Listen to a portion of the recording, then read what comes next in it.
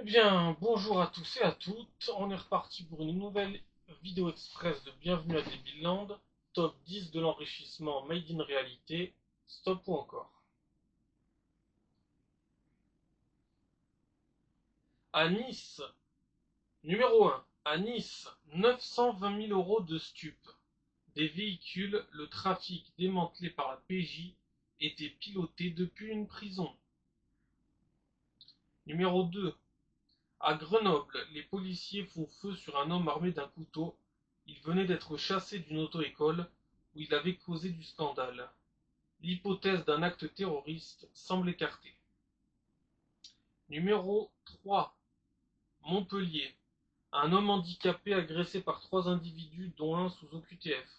Son compte bancaire étant vide, il s'acharne sur lui.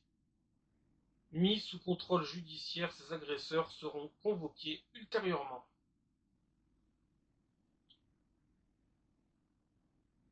Numéro 4.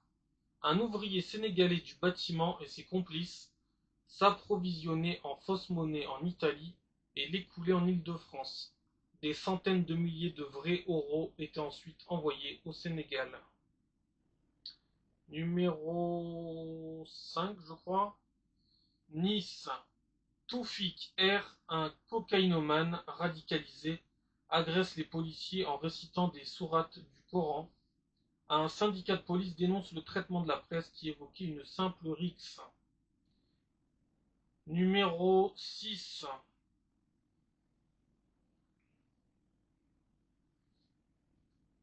Le Havre, 76.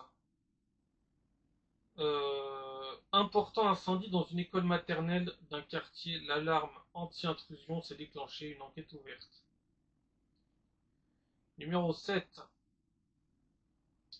Euh, Agression d'un couple de septuagénaires à Avion dans le 62. Dolly M, 71 ans, décédé à la suite de ses blessures. Son compagnon Jean-Marc grièvement blessé, leur voiture volée. Ensuite, numéro 8. Au Bangladesh, pour de fausses allégations de blasphème, un ouvrier attaqué par une foule, battu à mort, puis attaché à un arbre et brûlé au cri de Allah Akbar. Vidéo choquante. Numéro 9.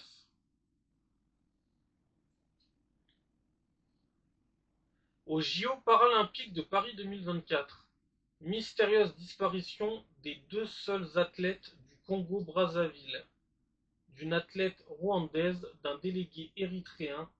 Enquête fermée, le caractère volontaire des disparitions ayant été confirmé. Donc il profite des Jeux Olympiques pour disparaître dans la nature et ne plus jamais retourner au pays. Ça aussi, ça en dit long. Numéro 10.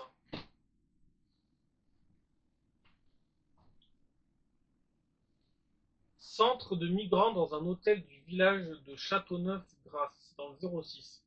Des MNA, mineurs non accompagnés, tirent au pistolet à billes sur des enfants.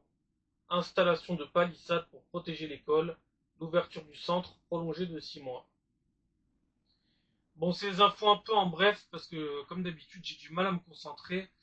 Et des fois, soit je vais rajouter un numéro, soit je vais en oublier un. Donc voilà. Voilà, voilà. À la prochaine pour de nouveaux épisodes. Ciao.